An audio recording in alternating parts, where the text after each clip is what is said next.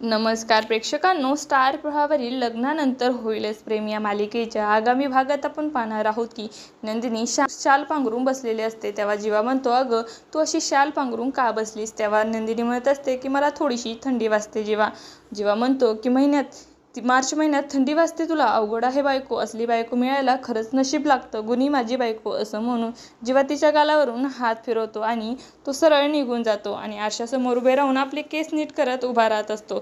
त्याचं काहीच लक्ष नसतं, पण नंदिनी मात्र हे सगळं बघून तिला काहीच कळत नाही, नक्की जीवाचं हे वागणं बरोबर आहे की आधीचं वागणं बरोबर होतं, नक्की मला काहीच कळत नाही।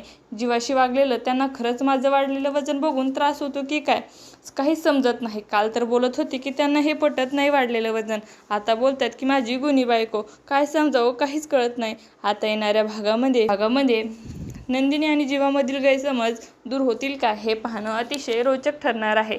तुम्हाला जर आपला व्हिडिओ आवडला असेल तर चॅनलला लाईक, शेअर आणि सबस्क्राईब करायला विसरू नका। धन्यवाद।